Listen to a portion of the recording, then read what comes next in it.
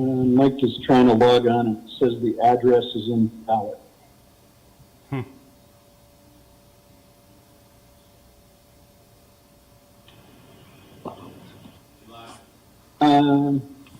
Rich, we're good. While we're doing that, Joe, could you call the roll, please?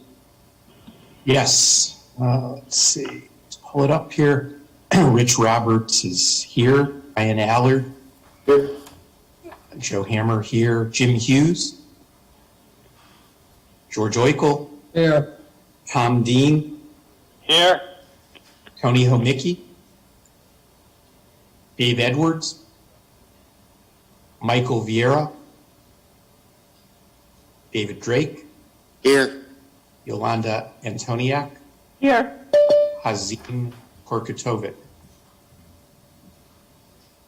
Okay. Well, we'll start with the 7 that we have. And I guess I forgot to say, this is the Tuesday, May 18th, 2021 meeting of the Wethersfield Planning and Zoning Commission, being held virtually by Zoom. We have 3 public hearing items, one being continued from last time, 2 new ones, in the way we run the public hearings. The applicant makes a presentation. The commission may have questions for the applicant. There may be some back and forth, at which point we open it up to members of the public who may have comments on the application. Once the members of the public have spoken, the commission may have additional comments for the applicant. If we feel we have enough information to make a decision on the hearing, on the application, we may close the hearing, deliberate and act on it. If there are a substantial number of open items or questions that remain open, we may continue the hearing to our next meeting, at which point we'll pick it up and continue along where we left off. First item on the agenda is the continued public hearing on application 207021Z, Town of Wethersfield, text amendment 7.2 for yard exceptions for fences, continued from our April 20th meeting. Out of deference to members of the public and applicants who have things pending, I'd entertain a motion to move that one to after 3.3. So moved. So made, Chairman. All right. We have irrationally exuberant motion making tonight compared to usual. So I'll give that one to Tom with a second to George. All in favor, say aye. Aye. Aye. Aye. Opposed? Okay. Next item, 3.1, public hearing, application 208121Z. Saimir Bode seeking a special permit in accordance with section 5.3 of the Weathersfield Zoning Regulations for the installation of a propane case with crash barriers at 662 Silas Deane Highway. And I see the applicant is parked in a safe location. If you could just identify yourself by name and address and tell us what it is you'd like to do. Hello, my name is Saimir Bode. Address is 687 Ridge Road in Wethersfield. I would like to put a cage of, that contains 36 barbecue grill propane tanks on the side of the building located at 662 Silas Deane Highway. The business name is Sam's Discount World.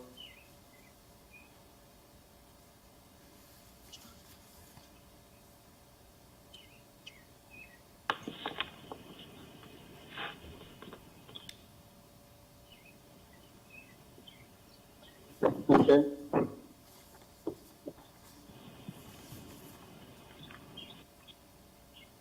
And the proposal is to put it on the landscape bed to the southwest corner of the building. That is correct. Did the fire marshal have any comments about whether the current curb stop was sufficient for his needs, or did we hear anything further on that, Peter? He had, during the building permit process, he had previously approved the information that was submitted, and I confirmed that again with him today, so he is okay with the proposal as submitted. Okay. Were bollards discussed at all, specifically, or? I didn't, I mentioned that to him. I think he felt because of the curb and because of the curb stop, that was adequate. Yeah, because that was my only comment on that, like, in my head was wondering if bollards were going to be necessary because it was right in front of me, but.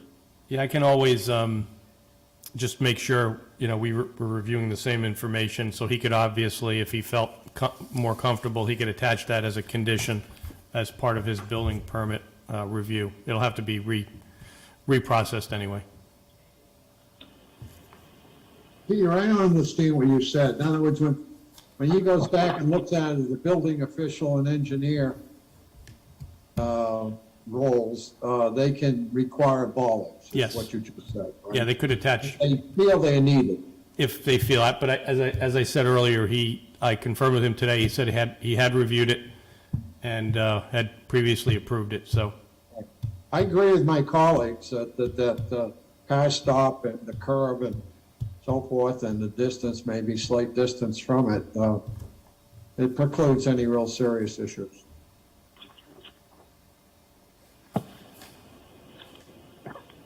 Is there still adequate landscaping on the site, even if you take this small area out?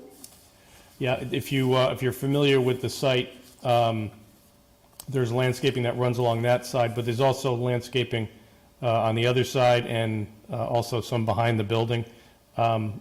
Probably doesn't comply with our, present standards, but because the front parking lot takes up a significant area, but this is a kind of a minor intrusion into that side landscaping. Peter, going down there, I went down and looked at the vegetation, the south side of the building, down the highway, we'll say that. And it's overgrown down there. And I mean, that's fine. It's all green and, you could do something to clean up and make that, but I don't think it's needed. I think there's plenty of vegetation on the site and it looks reasonable. I think the bigger issue is Ocean State went in and removed a bunch of evergreens and has left it in a less than attractive condition. So we'll probably talk to the property maintenance officer about reaching out to them to finish whatever it is they started on the north side. It's not on this property. On the north side. Yeah, where the Ocean State sign is. Yeah, I didn't really look carefully at the north side. Yeah, it's kind of messed up. Yes. Even when I go out to look at the site, everybody, and I look at all these sites, sometimes I miss something. Hey, Does anyone else have any questions for the applicant? I'm good. If the fire marshal's good, I'm good. I have Okay. a few questions, Mr. Chairman. Sure. I think the majority of our concerns are probably focused on the public safety aspects. What I haven't heard anything yet from the applicant with regards to any security provisions that he has to protect this installation or proposed installation from vandalism or theft, that sort of thing. And I wonder if the applicant is going to have this container filled with these gas vials 24 hours a day, whether they are susceptible to vandalism, to theft by intruders during the night, or at times when the basic business is closed. I appreciate some information regarding those kinds of issues from the applicant or from Peter and the staff if they have looked at this. Okay. Now I'll invite the applicant to respond to that. Hello. So the cage empty, I believe it weighs over 500 pounds. And of course, the cage will be locked and secured at all times. unless there's a transaction that happens, I would unlock the cage, do the transaction, and then the cage will be locked again. And it will always remain locked. Do you have CCTV coverage over that area? We have wireless cameras that we are adding on. We have wireless cameras inside the building and pointing out, but we'll definitely get some cameras pointing directly at the cage.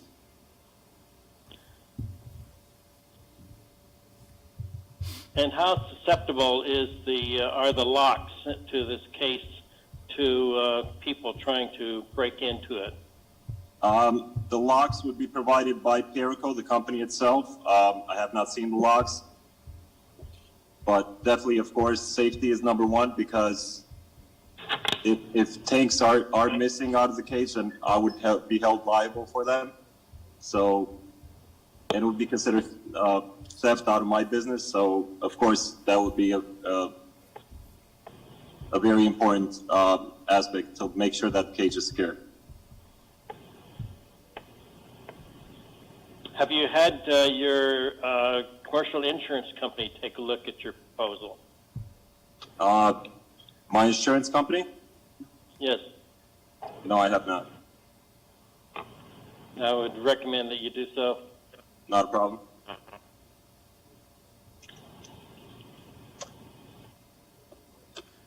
Okay. Anything else, Tom? Just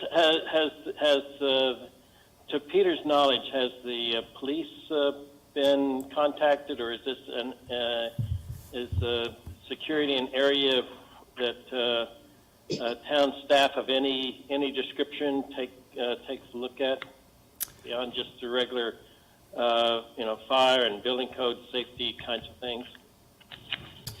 Tom, we don't normally have the PD review projects like this one, so, and I can't say that I've heard there has been much in the way of vandalism or the kind of concern that you've mentioned regarding these units in town. So, although I'm not, completely connected to the PD's crime statistics, but I have not heard that at any point yet, so.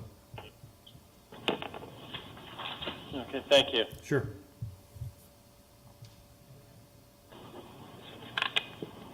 All right. Anybody else have any questions for the applicant?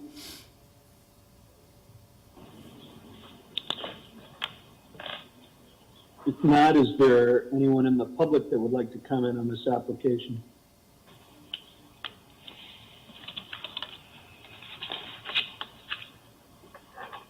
Anyone in the public? Okay. Take that as a no. Anything else from the commission before we close the hearing? I have a question. Okay. Sure. So a question I have is, have you looked at any other locations around your property where these, barbecue propane tanks could be put as well? Or is this like the only location that you looked at or that works best? Can you talk about that? So looking at the north side of the building, we have a loading area. That's where we get our merchandise to come inside the building. So there's not really a lot of room there. The other option was to block off the sidewalk that runs the entire front of the store. So that was not an option either. So we just decided that if you're staring at the building, the right side of the building was the only spot that we could put it in. Okay. All right. Thank you. Not a problem.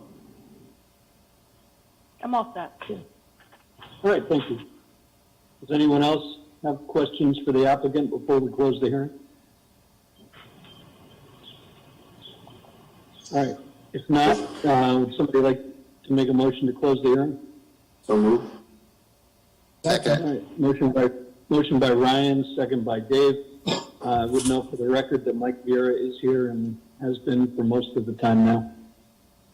All right, motion to close the hearing. All in favor, say aye. Aye. Aye. Opposed? Abstentions? Okay, thanks. Someone want to make a motion on the application itself? Mr. Chairman, George, I'd like to make a motion to approve this application. I don't have any conditions. I can't think of one I want to bring up, but Is the, I'll welcome any. was that a condition that we discussed, Peter? With having like, some final approval by the fire marshal, or is that not even? He will have to review the building permit application again, so he will get one more stab at it. I don't know that you need to attach it as a condition, because it'll obviously be up to his discretion, but I can touch base with him after the meeting and just let him know you guys were questioning that, and he can deal with that accordingly. Fair, I'm good with that. Yep, me too. Peter, we don't normally have to put in fire marshal's conditions in because he's hard master. Whatever he says goes, right? Yes, that's why I say you probably don't need the condition, because it's at his discretion anyway, so. Yeah, right. Okay, thank you. Yeah, I mean, and if he had submitted a memo with 3 conditions, and we could add those, but here it's a case of if it's an issue that he wants to address, during his review of the zoning permit, then that's fine. All right, so George made the motion. Is there a second? Can I ask one quick kind of nitpicky question? The application is a 36 count barbecue case with 2 crash barriers. Do we need to change that because there's no more crash barriers in it? I don't want somebody to say where are the crash barriers, and then he has to have them because we haven't discussed any of those. So maybe a condition is to just say that it's just for the barbecue case and other site conditions as is. Otherwise, somebody's going to say, how come you don't have crash barriers? Or per the supplemental information submitted with the application, it doesn't show crash barriers. You could do it that way too if you wanted to. Okay. Yeah, that's fine. All right, so George made the motion. Is there a second? Second? All right, second by Joe. Any further discussion? If not, all in favor say aye. Aye. Opposed? Abstentions? No? You voted no? Yes, I voted no. Okay, Tom voted no. Thank you. Next item, application 208221Z. John Ambruso Jr. seeking special permit in accordance with section 5.3 Accessory Uses of the Weathersfield Zoning Regulations for the placement of an 8x20 storage container at 526 Silas Deane Highway. And so there's the applicant. If you want to identify yourself and tell us what you'd like to do. John Ambruso, Weathersfield Small Engine, 526 Silas Deane Highway, Weathersfield, Connecticut. In the rear of the building where my shop is located, there is an existing concrete pad which was poured by the owner for the placement of refuse dumpsters. Right now, I have overflow product that I can't put in the building at night, nor, it kind of disrupts my business. I have to turn people away because I can't store things. I really don't want to leave things out at night. It makes the property look untidy. Kind of particular about how I do things, and so isn't Caesar, who is the building owner. Of course, I got the go-ahead from him. He doesn't see a problem with that. We would put a container in with a plain color. Trying to see if I could locate one that would be a matching color to the building. And I think it's just kind of clean up everything. The lot would look a little more tidy.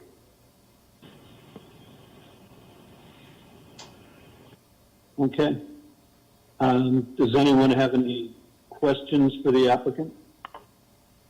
Yes, John, is there any reason you decide to go with a metal storage container like that, which I think of as being somewhat temporary, even though structurally it's probably pretty solid, rather than say building on or putting up some kind of a more aesthetic structure back there? Well, there are other containers in town. I mean,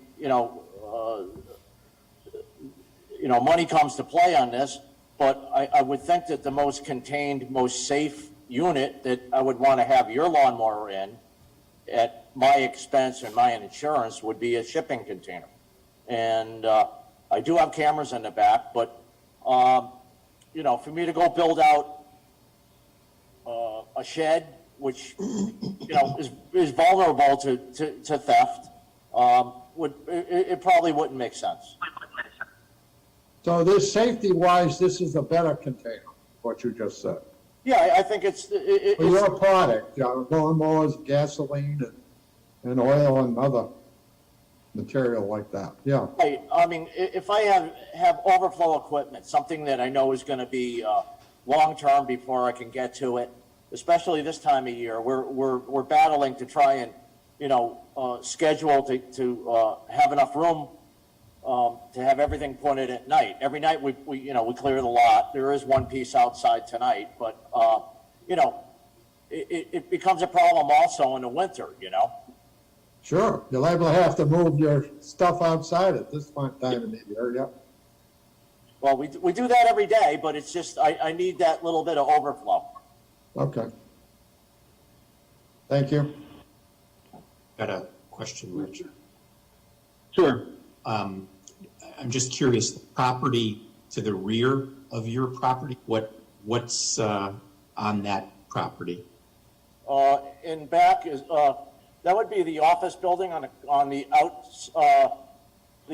northbound loop of Beaver Road.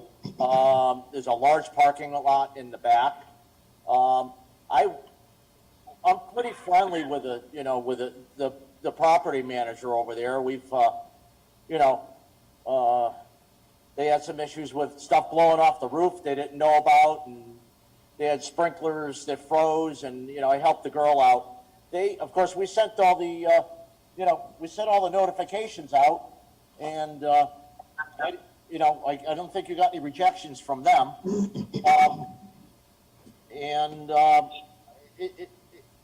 Yeah, there's a big box in the back, but is it better than stuff that's covered up in a tarp? Okay. Thank you. All right. Does anyone else have any questions for the applicants? Yeah, I have. This is David Drake. And I just comment. I own a business, and I'll be honest with you, I had the same thing. I got a 40-foot container I rent, and I put the beauty of it is, I'll be honest with you, they don't look very attractive, but they're heavy. You close things up, you put them in, they lock, and it's very difficult to break into. But the nice part is, if I leave or if this gentleman leaves, it goes away real quick. It's definitely not very permanent. So there's an advantage to it. It's definitely temporary, but they are heavy. They're cheap to rent. Actually, I bought mine, but when I leave, the container will go away. And my container is 40 foot long. It's just actually way bigger than this. But I can see, but I got a similar situation, and it works well for me. My landlord doesn't mind. So I think as long as your neighbors don't mind looking at it, I don't see a problem with it. I think it's actually a good way of doing it. Thanks, David. Yeah, I mean, 10 years ago, I don't think I would have thought this was a reasonable thing, but it's so common now. Peter, what color do you think he ought to put in back there? You're deferring to my color choicing, George? Yes, sir. I'm You probably had not- excellent color choices. No, my wife tells me I'm colorblind, so I want to pass on answering that question. Don't, because I'm a red-green colorblind. So, What I'm trying not to do is have hand-gin on the side or rust or anything like that. We just want something that matches the building. I'd like to do a tan, but if it's like a different sort of taupe or whatever, I mean, it's not going to be pink or purple. So John, you're looking for something that matches the building color? Yeah, I mean, it might be tan, it might be darker brown. Yep. It's just not going to be a rusty container with, the old shipping markings all over it. I don't want that either. You know what I mean? And I'm on the option to buy or rent. I have to look at where I am this year on the business. Maybe I need to spend money. I don't know.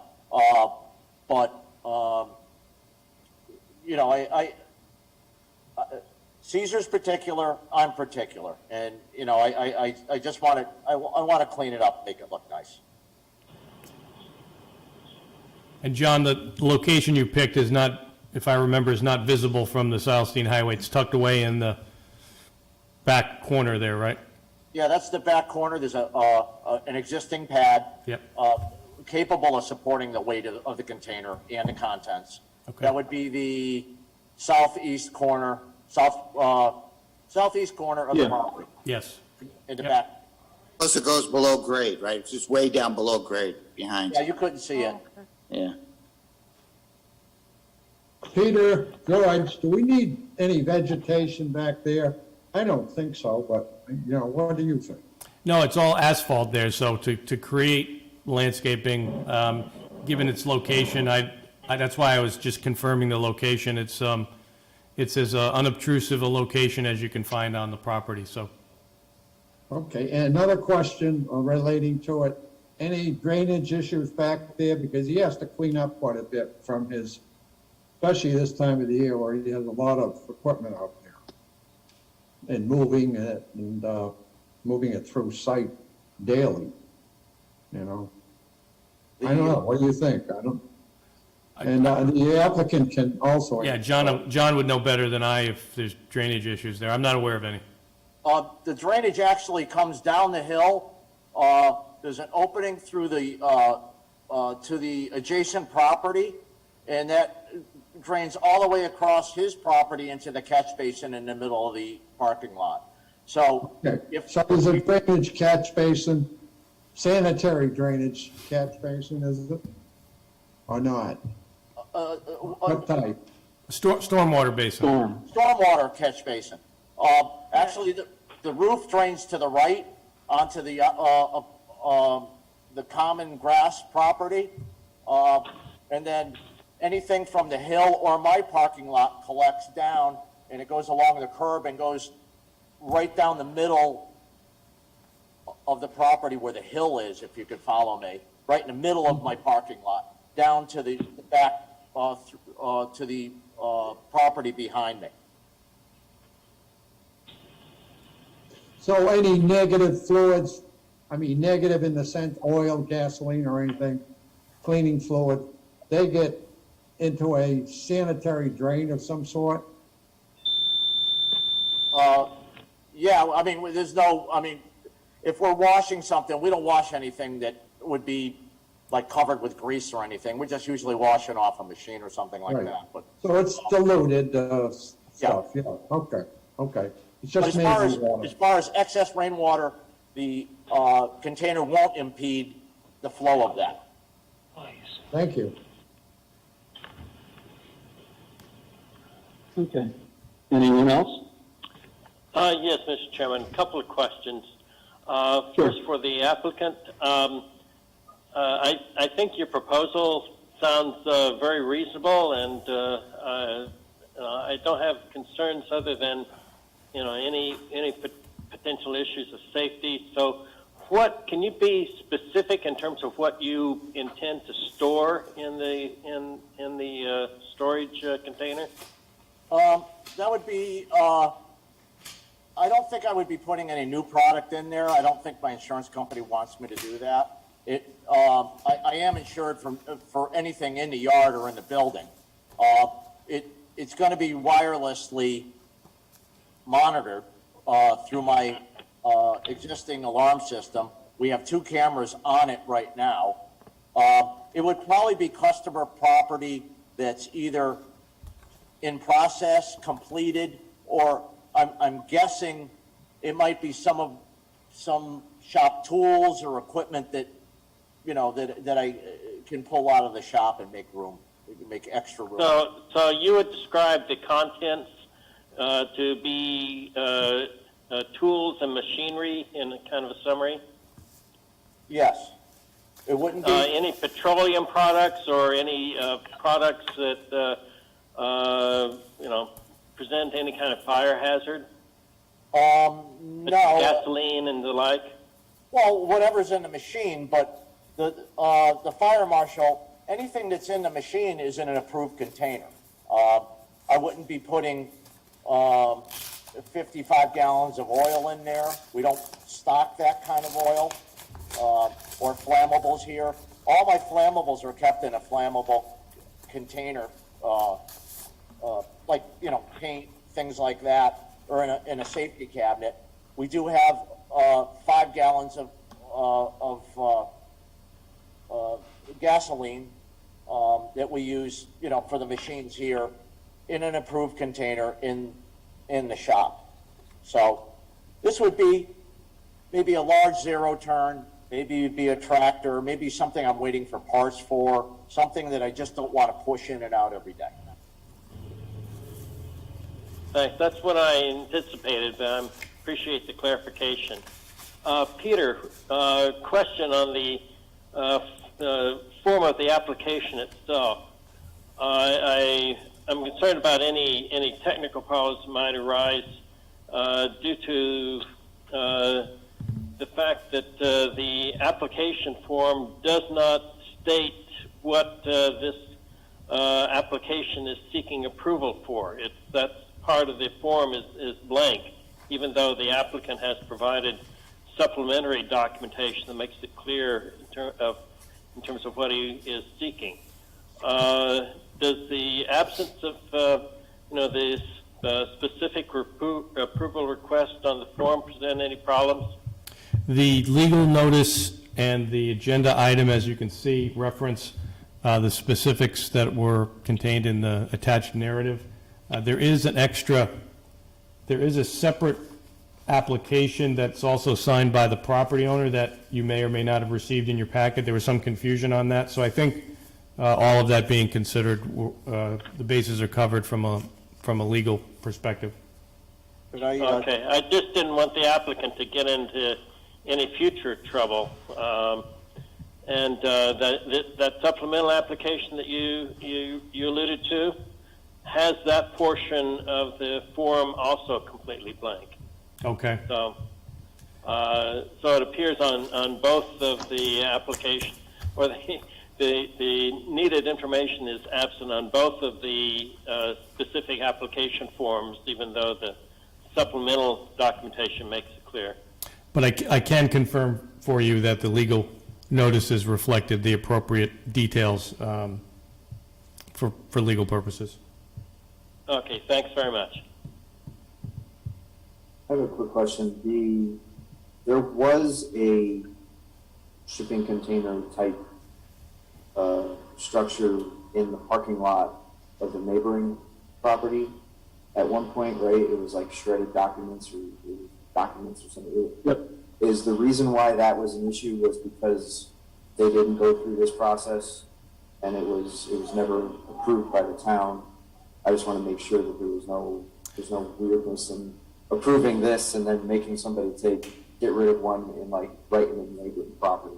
That one, if I remember correctly, may have started out as an enforcement case, but I think it ultimately did come through the commission. Yeah, we discussed it. We had a discussion about it, but Yep. I think you're right. I think it was an enforcement thing. I think it was something that just showed up one day without approval. Right. I guess I just wanted to kind of verify that, just because in the back of my head, you got one that's going to show up, and now somebody's going to see it and be like, "Wait, how come I had to remove mine?" So just wanted to make sure that. Yep. Yeah, I mean, my recollection is the other one involved the question of how temporary is temporary, as well as, how did it get here? Fair enough. Okay, thank you. Does anyone else have any questions for the applicant? All right. Again, this one is a public hearing also, so are there any members of the public that want to comment on this application? Take that as a no. Any other questions from the commission before we close the hearing? All right. Someone want to make a motion to close the hearing? I'll make a motion to close the hearing. Second, George. Motion by Dave, second by George to close the hearing. All in favor, say aye. Aye. Aye. Opposed? Abstentions? Okay. Someone care to make a motion to start discussion? I'll make a motion to start discussion.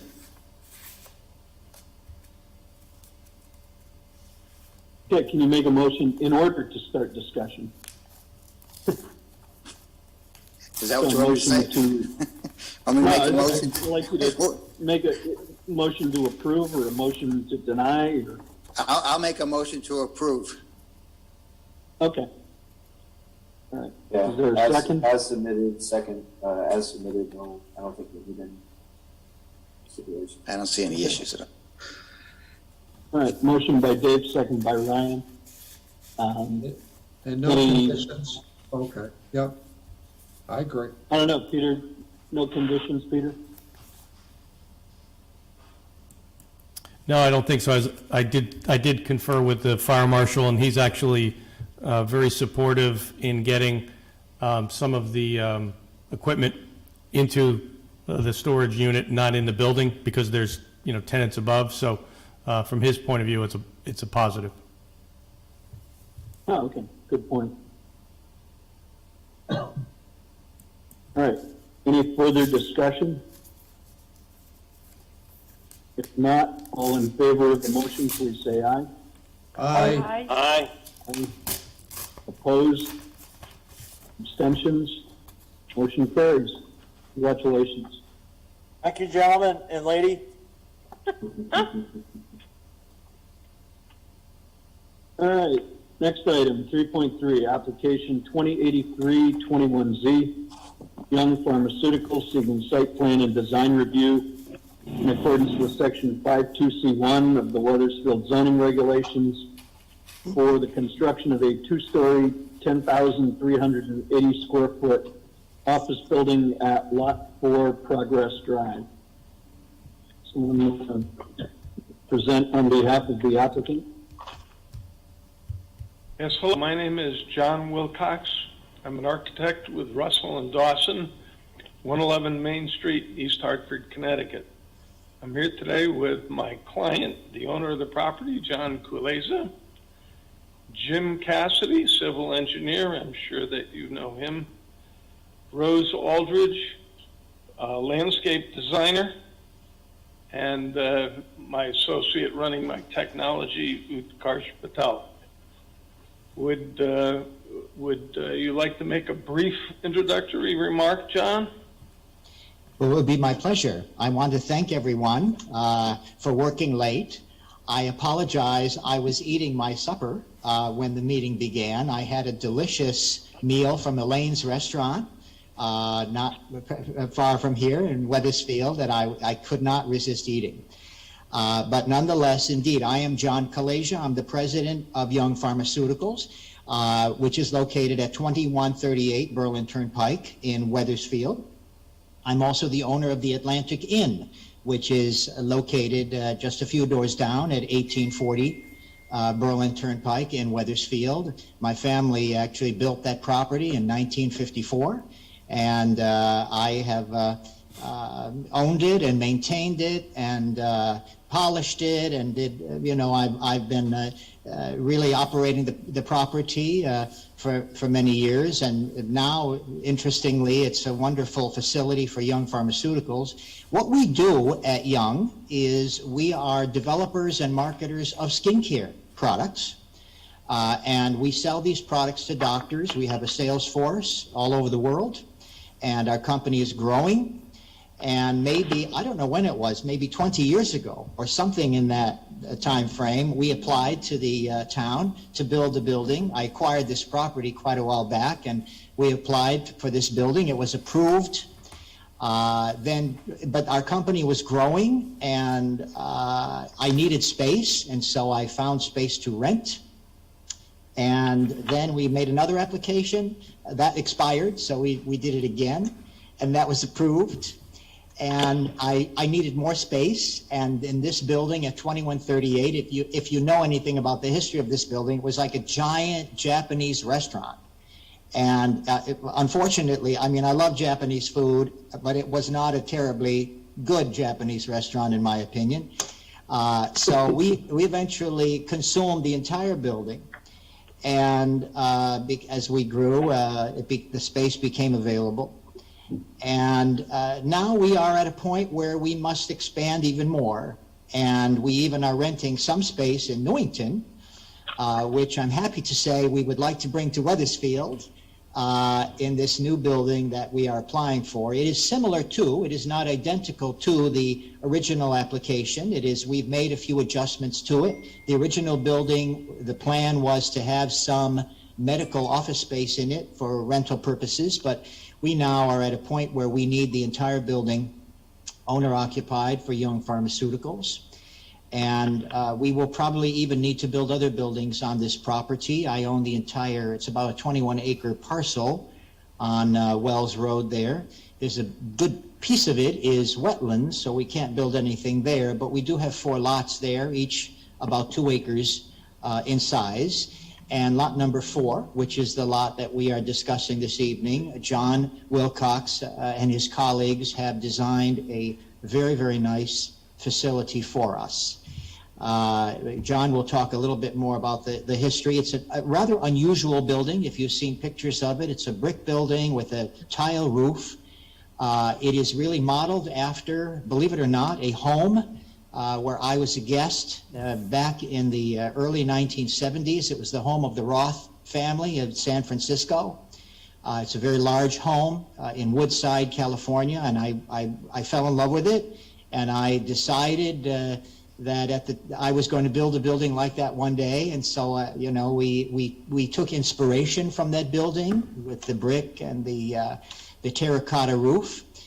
If anyone here is familiar with the old television program Dynasty, that was one of these television series that were popular. This house was in the film, this was the location. After the Roth family moved out, it was given to the National Trust, and they filmed movies there and things like that. So it was quite a very nice home. Anyway, so that's just a little bit of an introduction to me and Young and our project. And of course, I will let John Wilcox continue with, I'm sure he will be a very good source of information about the details of this. Okay. Good, thank you. I think next up should be Jim Cassidy, the civil engineer, with a description of the site. So, good evening for the record. Can everyone hear me? Yes. Good evening for the record. My name is Jim Cassidy, professional engineer and principal with the firm of Halsey, Peterson and Cassidy, located at 630 Main Street in Cromwell, Connecticut. Peter, is it okay for me to share my screen? Sure, let me make you the co-host. Take a moment here to do that.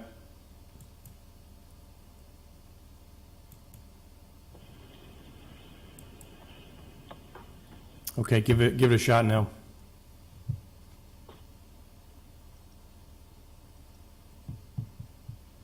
Here we go. Working? Yep. Okay. As John had mentioned, the property that we're talking about this evening is located at the actual physical address is 105 Progress Drive. It's referred to as lot number 4 in the Progress Drive subdivision. We're here before you this evening. We filed an application, a site plan application for the proposed development of a new building. It has a footprint of 10,038 square feet. It is a 2-story structure. This is basically office and also the distribution of product that Young Pharmaceutical makes. The owner of the property is presently Wethersfield Technology Group, This is John Cleesa is a member of Weathersfield Technology Group. So as he mentioned, he owns not only lot number 4, but he owns 3 additional lots within the Progress Drive subdivision here in Weathersfield. In the package that we submitted to you, the first page is the existing condition survey, a little bit about the existing site. It is located on the northerly side of Progress Drive being at the bottom of the page here. The site itself is about 87,905 square feet, or 2.02 acres. The property is zoned BP zone. I'll note off on the east side here, it is abutted by the Creek Regional Education Council, or CREC, Soundbridge School. This piece of property is zoned A1, along with another vacant residential property off to the north owned by David Warman. If you were to take a look at it on Google Earth, to the bottom of this page is Wells Road. Progress Drive comes off of Wells Road. Just to the east of the entrance ramp to the Berlin Turnpike. The Progress Drive is cul-de-sac. The correct facility is at the very end of the cul-de-sac. Lot number 4, being outlined in yellow here, is a vacant piece of property, again, having an area of about 2.2 acres. Golf Road is off to the right. The commercial property off to the north here, and as John had mentioned, the Atlantic Inn is just to the north of that, which he presently owns. The other wooded areas you see along Progress Drive, these are the other vacant lots that John had mentioned. This lot up in the front corner is a large lot, contains a lot of wetlands area on it. Back in June of 2008, an application for a site plan was submitted and approved by the Planning and Zoning Commission. At that point, the proposal was for the development of a 2-story building with a total building footprint area of slightly over 19,000 square feet floor area over 19,000 square feet. It was a 2-story building, similar to what we're proposing now. Associated with that proposal, there was a parking area as shown on this plan, a single driveway access into the site, a parking lot with parking spaces on each side and also to the rear. This proposal actually at that point had a total of 74 parking spaces. This little note that we'll talk about later. At that point, for stormwater management, we did not have all our LID and BMP practices that we try to incorporate into plans today. This site drainage simply consists of a series of catch basins that tied into the existing drainage system out in Progress Drive. The only stormwater quality measure was a stormwater quality technics unit up at this front corner of the property. As John had mentioned, that application has expired at this point. John asked us to prepare a new site plan for the revised building that he's looking at building. The new building has a total footprint of about 10,380 square feet. It is represented by the crosshatch brown area on this site plan. It is in a similar location as the original building, but what you find is a little bit wider. It's not as long in a north-south direction. So it actually pulls the building further back from Progress Drive. This building is basically situated as far back on the property as we can. There's a 25-foot side yard along this southerly side, and then there's also a 75-foot buffer from the residential district behind us along this northerly boundary. So it's brought all the way back as far as we can get into that back corner. The parking lot configuration overall will remain similar to what was originally approved. Still looking at a single curb cut into the site, although in your current regulations, the parking requirements are a lot less stringent as they were back in 2008. This parking lot configuration will provide access to a series of parking spaces, 17 along this boundary line. Will provide circular access around to the front entrance. This circle island will provide access to a drop-off area that will provide access into the front door of the building. It will also provide access to these 7 parking spaces at the north end of the property, and in addition to the remaining parking spaces along the front of the building, 2 of them being handicapped, the remaining being regular spaces. On this plan, you're looking at a total of 40 parking spaces. Based upon the zoning requirements, we actually are only required when we break down the uses that are in the building, such as business, office, manufacturing, and storage. We are only actually required to have 37 spaces. We worked with the client on the actual number of spaces that were realistic for his needs. We felt 45 was a more realistic number. Parking spaces, remember again, the original application that was approved actually had 74 spaces. So we're actually looking at about 45% reduction in parking spaces overall with this application. I'll note that this circle turnaround not only provides access to the front entrance, but at this far north end of the building, there's going to be a loading dock area.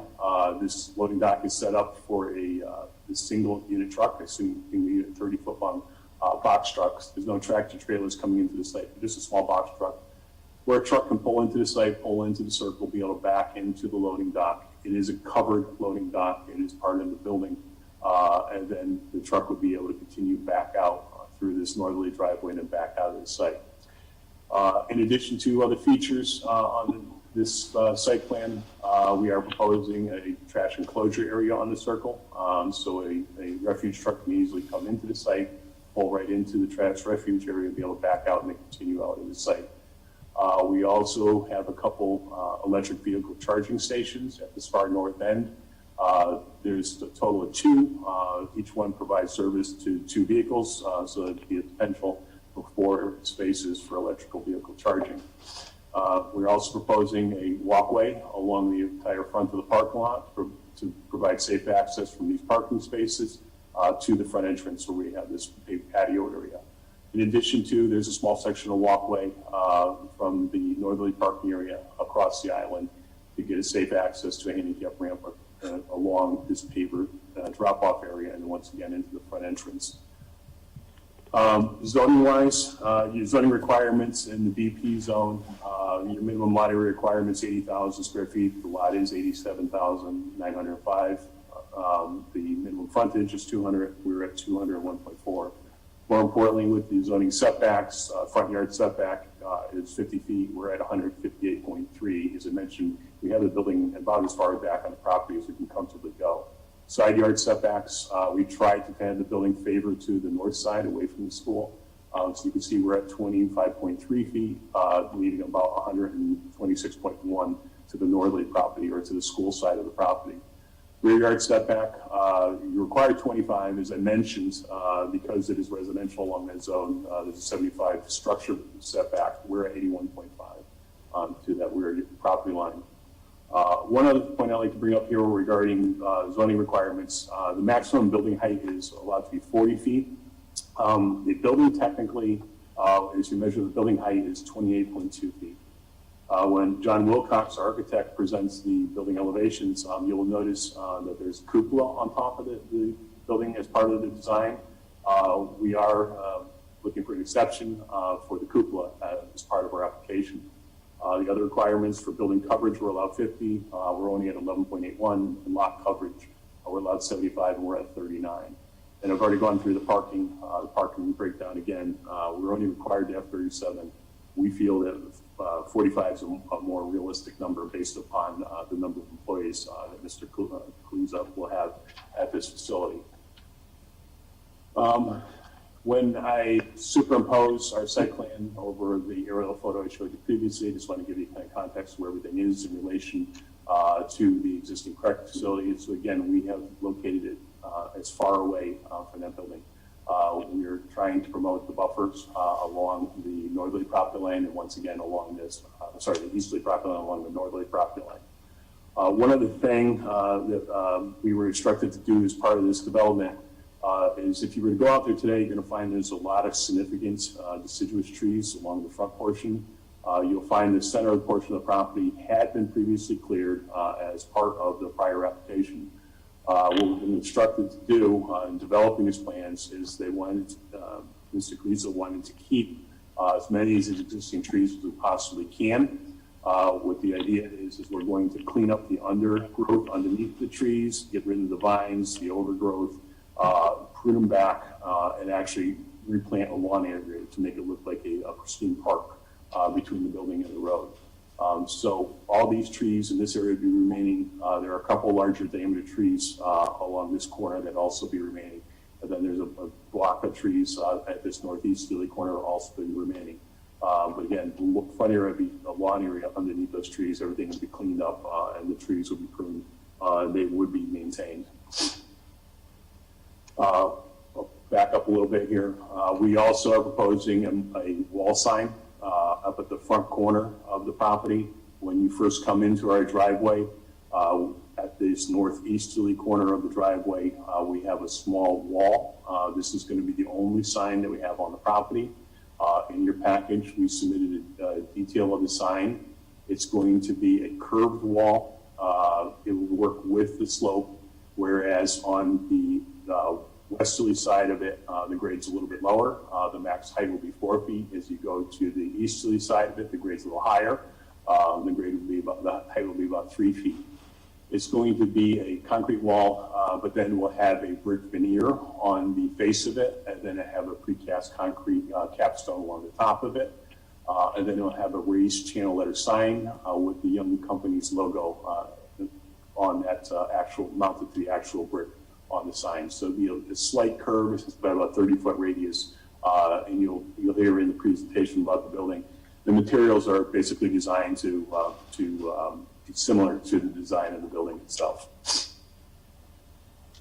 Stormwater management, as I mentioned previously on the the original application, there was not a lot in the way of LID, low impact development, or BMP's best management practices. The only thing they had was the catch basins for the parking lot connected directly to the drainage system out in Progress Drive.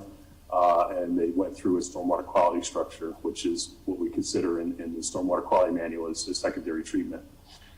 With this new design, the way the topography works, when you come into the site, you'll come up about 6 inches of grade through the driveway curb cut.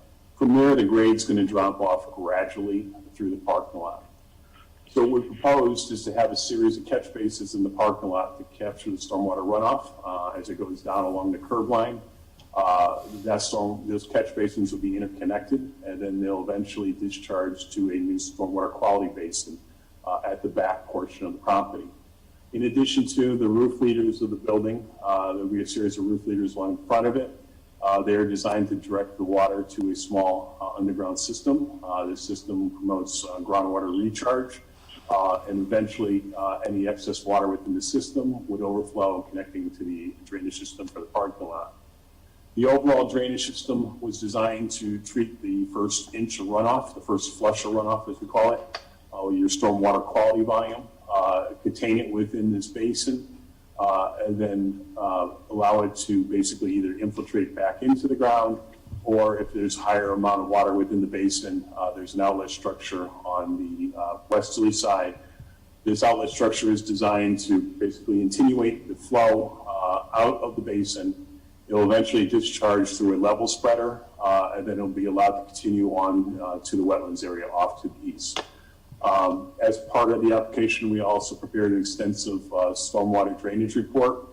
And what we find is that, if I can back up here, we took a look at pre and post conditions as part of our stormwater drainage report. This is a condition survey as it pertains to drainage, and there was 3 basic drainage areas we looked at. At the back is the correct facility.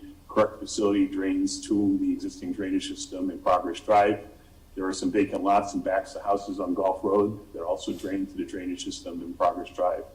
The site, our site, is this line in black.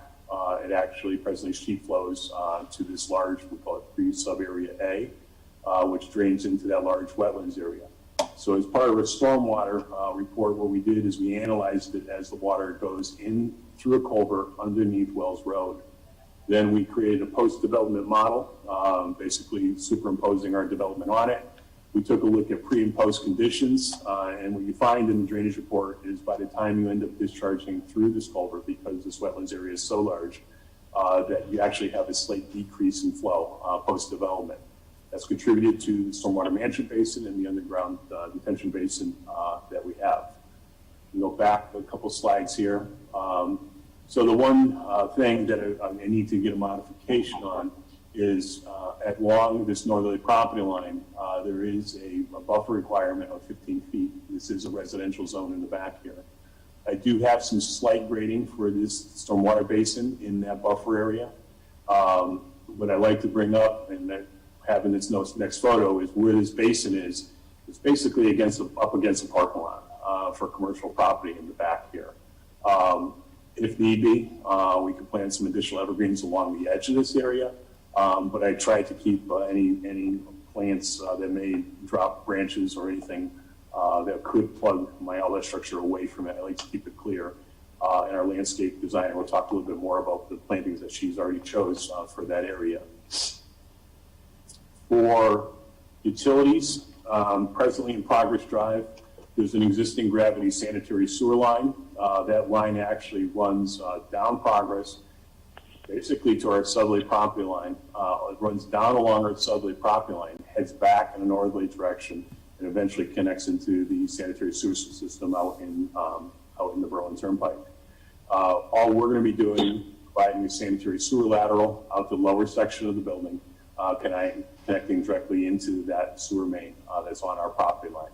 There is an existing sewer easement to the MDC in place, so we do have the rights to connect into that sewer line. There is public water out in Progress Drive. There's actually 2 laterals off it. There's presently a water service lateral, I believe it's a 2-inch water service lateral, and also there's a fire protection line off it. We're going to be extending off those laterals down to the back portion of the building and then back into the lower section into the utility room. And additionally, there's gas presently along Progress Drive. We'll also be tying into that down, basically following along the path of the water line and back into that utility room also. Electricity, there's a utility connection for electricity at this northeasterly corner of the property. The electricity, the cable, the telephone service all run along the front of the Progress Drive frontage. We'll be providing a line off of that. It will be underground. It will come along our northerly property line, down through the parking lot, down into the back here where the loading dock is, where we'll have a transformer, and then it will continue into the building from that point. You may ask, why do I run it through this wooded area? Basically because when we surveyed it, there's no trees. There's no larger trees right along the property line. The actual 2 larger trees are in a little bit, so I'm trying to keep it away from the root structure of those trees so that I don't damage them. And to do that, I had to have a long sweep to bring it down along the driveway, and the utility company doesn't like the long sweeps. That's an underground, It's all underground. All utility underground. will be Through the underground. parking lot, okay. Yep, through the park lot. I'll also note, if you saw on the site plan, at the back of the building, John Cleese will talk a little bit more about the design. John Wilcox will talk a little bit more about the design of the building. It is a 2-story structure. Go back to the grading plan here. It's a 2-story structure, so this parking lot area is all up at the upper level. As you go around the side of the building, the grade's going to drop from the upper level down to a lower level. Same thing on the loading dock. The loading dock's a 4-foot drop loading dock, so when a truck backs in, the gate of the truck will be even with the floor of the building. It also drops as you come around this side to that lower level. So at the back of the building, you'll see this gray area. It shows a little bit better on this photo. It's this brick color area. This is a patio area for employees, for basically being able to get out in the elements, have outdoor seating, to have their lunch, to enjoy the nature at its best. There's a beautiful backdrop here. As mentioned, it is a wetlands area off to the northwest here, but it's a big, beautiful wooded backdrop. It's a very tranquil area to go be able to sit and relax and have your lunch in the back portion. So the lower level is John Wilcox will talk a little bit about, is occupied by employees. I believe it's used more for production and storage. But it offers an opportunity for employees to be able to go outside and enjoy nature at its best.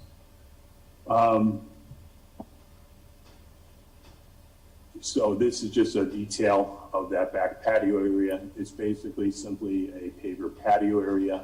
It's got an overall dimension of about 35 feet. At its minimum, it's about 11.2. It's going to have a curved seat wall with a cap on it. Basically, it's a small seating wall, so someone can sit on it, and then there'll be tables associated out on that patio area also. As part of our application, we also submitted a site lighting plan. On the site lighting plan, you're going to see we're proposing a total of 7 light fixtures, 2 along this front edge of the parking lot, 2 double-headed fixtures in the center island of the parking lot, 2 on the north end of the parking lot, 1 on the access drive. If I were to blow up on this, we also included the cut sheets for the actual light fixtures. The light poles are going to be a round steel pole, painted black. There will be a bracket off the side of the pole to match the color of the poles. And the light fixture are this carriage style, I'm not going to say carriage style, but I'm trying to think of a style fixture, but I'd say dome style fixture that will hang off the bracket. These are fixtures that are, number one, dark sky compliant. They're also high efficiency LED fixtures. We did prepare a lighting diagram as part of this plan. What we find is that we basically are able to contain all the lighting.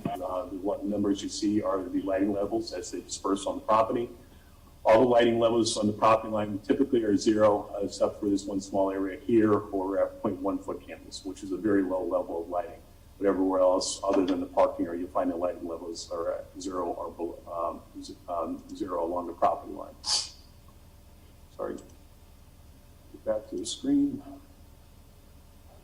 We've also submitted an erosion sediment control plan as part of the package. As I mentioned, the overall property area is about 2.2 acres. We need to conserve about 3/4 of the overall property, so about 1.5 acres. What we're proposing to do basically is to, on the lower side of the property, install a sediment barrier or a silt fence. In addition to where we get closer to the wetlands at this northwesterly corner, we're proposing, in addition to the silt fence, to have a staked row of hay bales. All the catch basins in the proposed parking lot will be wrapped with sediment barriers. Once the parking lot is paved, on the details, we actually have a what we call a silt sack that goes in the basin that will remain throughout the construction process. A construction entrance will be in the location of the permanent driveway that will be utilized for trucks coming in and out of the site during the development, so tracking doesn't occur onto Progress Drive. In addition to, within the island area of the parking lot, we're identifying a topsoil stockpile area. I know I've received comments from the town engineer early this afternoon, and I know that there's also a recommendation that we add what we call a temporary sediment trap. The only area we can incorporate a temporary sediment trap would be within the area of the stormwater quality basin. This is commonly done. We will revise the plans to include that temporary sediment trap, but it definitely needs to be at the lowest portion of the property, which that sediment, that detention basin will be, but that will be incorporated in the final plans as part of the engineer's review. We also submitted a extensive landscaping plan as part of this application. I just want to make sure I don't have any more slides. And I do not. So with that, I'm going to conclude my portion of the presentation. We have Rosemary Aldridge online, who is our landscape designer. And I'd like her to go over the landscaping, because I think we hopefully went above and beyond with the landscaping plan for this project. Again, I think Mr. Kleza does an excellent job in maintaining other properties he has. And I'm very confident he would do the same with this. And I can tell just by the level of landscaping we're allowed to provide on this site plan. So Rosemary, do you want to continue, and do you need to share a screen? Yes, I'd like to share a screen, please. Okay, I'll stop sharing.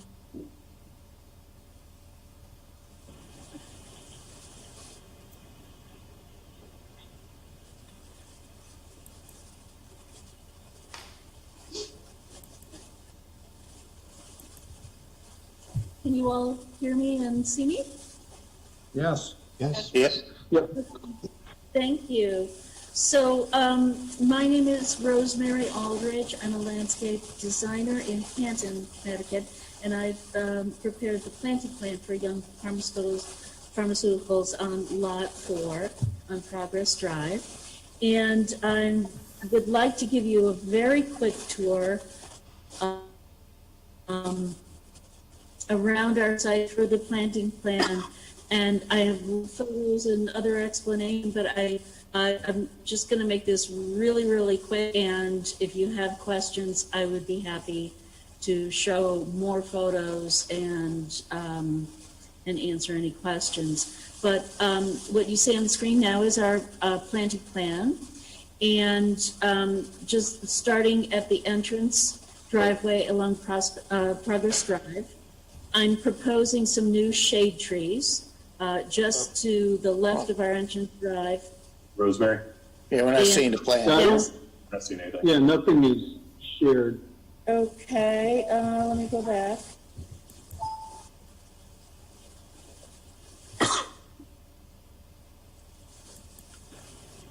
Okay, I have share screen on now. Oh, okay. Let's try this. Here we go. Looks Let me promising. see.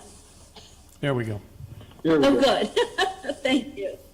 Very great. So, yes, so, very quickly through the site, but I do have a lot of photos and other information that I would be happy to share if you have any questions at the end, but I'll go very quickly. So here's our planting plan. Everyone can see this? Yes. And I am proposing some new shade trees along our entrance drive and at the end of our parking islands. These are northern red oaks, something that's very familiar in this area and kind of repeating the native theme that we have along Progress Drive right now. As Jim mentioned, we're talking about cleaning up the understory and making a little more of a park-like entrance. And so it's Mr. Kalej's desire to make this almost kind of like a campus setting. So very park-like, grass with these shade trees on over top. I am proposing some new plantings around our sign area, 3 flowering trees as well as some flowering shrubs, daffodils, ground covers, and a hedge of boxwood in front. Just, I think very elegant, but a little bit formal right at our entrance lane. I'm also proposing some shrub at our front door, some interesting colors and textures, all ornamental. And overall, I would say my theme is to promote native trees and plantings. But I think in this location, right at our front door, it's appropriate to do something a little more formal. I'm showing a wide expanse of pavers here at the front door, not a walkway, but almost like a path in this area, looking out across our green lawn here in the circular turnaround to a focal point of a copper beech. And yes, the copper beech is planting for the future, but I think it's a gorgeous tree that will add a kind of a sense of permanence to this site, longevity to the site. Jim did mention that our building is tucked into the slope here, so all of this parking and turnaround at the front door is at one plateau. It's at one kind of level. And then the grade slopes down around each corner, each side of the building. We'll call it the northwest side and the southwest side. And so we're protecting those slopes with some quick growing shrubs here. And at the back where we have our walkout area for the patio, I'm proposing 2 flowering trees that are underplanted with little ground covers and daffodils as well. Very, very understated, very elegant, I think very restful, almost a contemplative kind of space where people can come out, have a coffee break or maybe an outdoor meeting or something, just tucked away here at the back. And so again, we slope up around the building, And then for the area of our storm water quality basin, this area gets a little more intricate, a little more. We have so many different little ecosystems going on here. We have some areas that are in the shade of the building. We have some areas that are in full sun. We need to provide access for maintenance to the stormwater quality basin. And we may have some areas at the basin themselves that are quite wet at times. So we've got a lot of little ecosystems going on here. And if you look at my planting list for the project, it looks very complicated.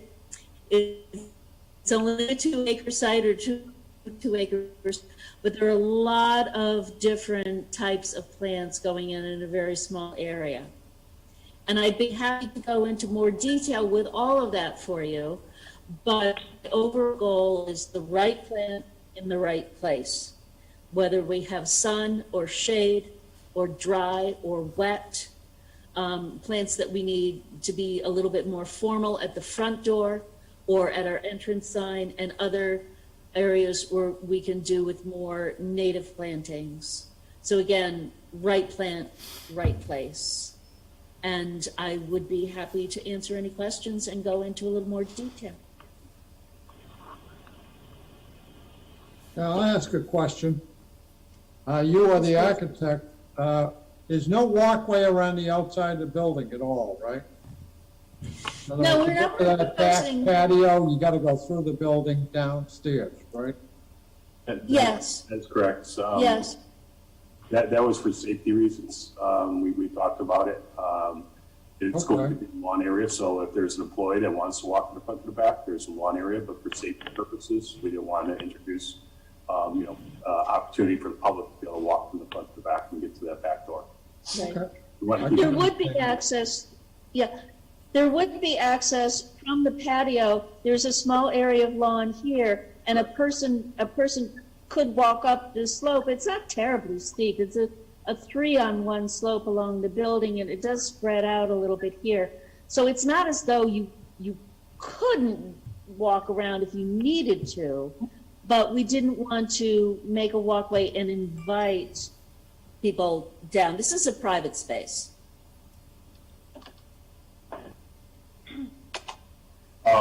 So before we take questions, do you want the architect to do his presentation? Sure. So John, do you want to continue on? And Rosemary, can you stop sharing your screen? Yes, thank you. Okay. Can we have permission to share the screen, please? Should be good to go.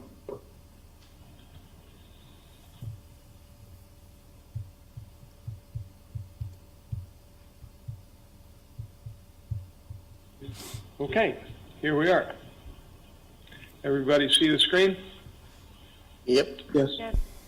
Okay. As has been mentioned, this is a 10,000, well, for the record, my name is John Wilcox. I'm architect with Russell and Dawson in East Hartford, 111 Main Street. The building has been mentioned, is 20,000 square feet, 10,000 square feet, over 10,000 square feet. The building will be non-combustible construction, and it will be sprinkled. Starting from where the site plan left off, you can see my arrow. This will be the front door that comes in from that pavered area. We have a glass wall that enters into an open office area. This area and the area over here will be for cubicles. In the far, for the orientation, this is north and this is south. So on the south end of the building, we have 4 offices and the conference room. Those are the private spaces. The CEO's office and the chief financial office are located in this corner overlooking the woods. On the middle area, we have a stair, and then the areas along that northwest corner are for laboratories, production, and assembly of the products. We go around here, and this is the shipping and receiving area. There's a shrink wrap area there. There's 2 stairs in the building. This is a service stair, fundamentally adjacent to the service, to the elevator, which serves both for loading and down to the lower area, and also provides pedestrian access between the floors for ADA and other convenient purposes. Toilets are in the middle. This is an open stairwell that will be a wooden trimmed out stairwell, and it's located opposite the entry, so that, and with another glass wall, so we'll have a nice open feeling and down into the to the area below. Just the right one. Yeah. We come out that area, and this is the business office area there, and the factory and the storage relate to this table down here. This is actually the break room. Areas over here will be for production, making and storing the product. Along here is storage for raw materials and some finished goods. And then the location of the mechanical room, the electric room, water service, etc., those may be changed a little bit. They may get smaller, but essentially that will also occur in this basement area. This section along here is all at grade. This section over here is all below grade.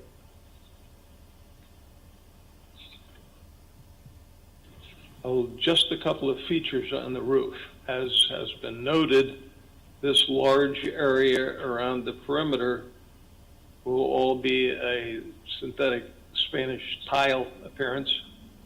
And we have depressed areas in the center where we're going to locate the mechanical equipment, which will be approximately 4 feet below the edge of this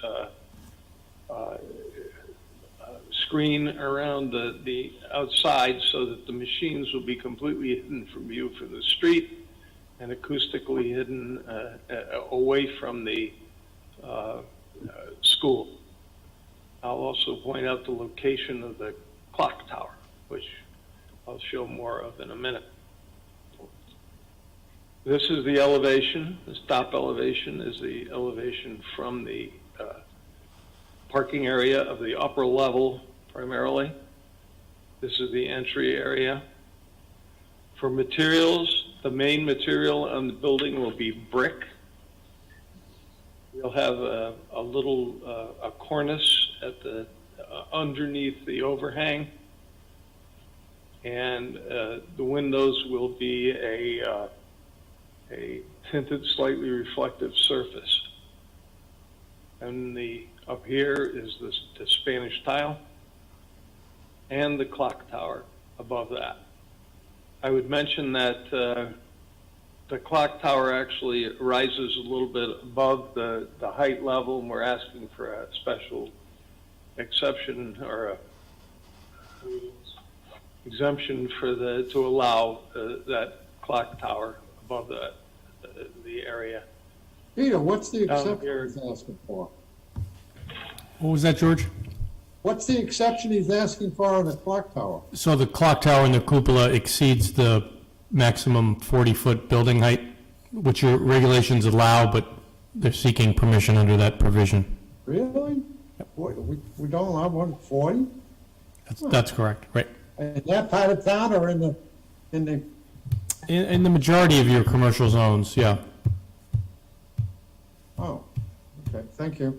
I guess I would point out that most commercial buildings do not have special features of that nature. They're common, of course, on churches and municipal buildings and so forth, but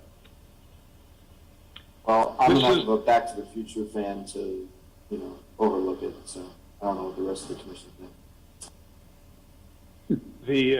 this is the rear elevation of the building.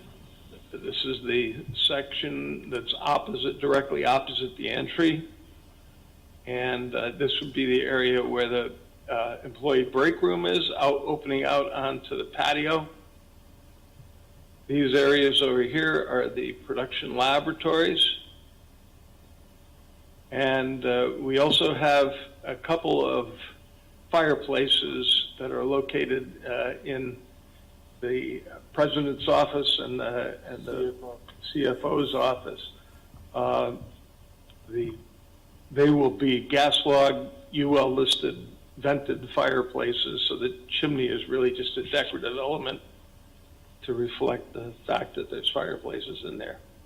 Another decorative element are the oversized windows and balcony outlooks that would occur in the president's office.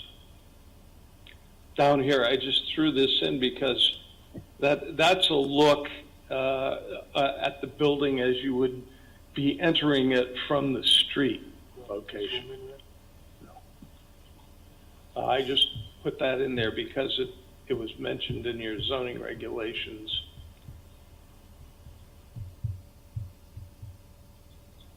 This is the two pointed ends of the building. This would be the north end, it says west, but it's actually northwest. This would be the southeast section of the building.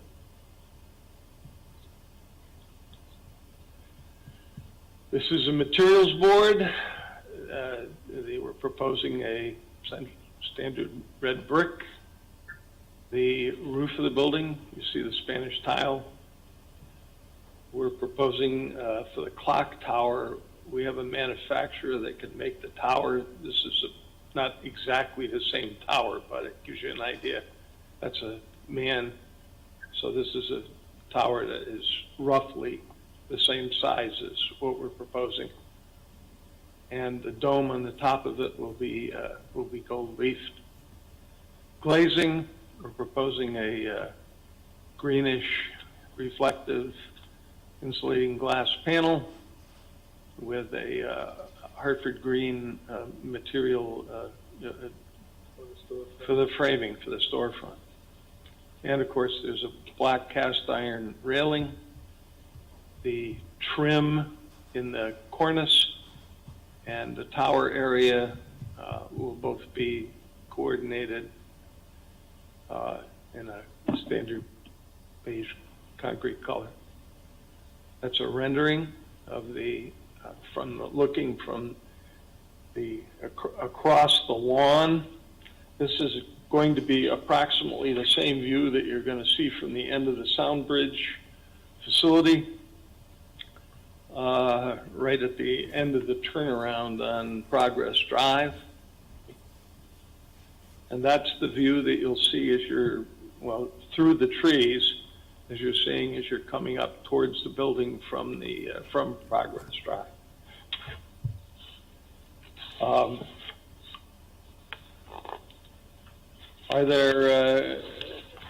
you have any questions at this time? It's time for questions, or I think that pretty much concludes my. You show a walk there, but there's no walk, right? There is no walk yet. This was an earlier one, yeah. version, yes. Yeah, it's quite nice. Yeah. Quite as much foliage there, but it's close.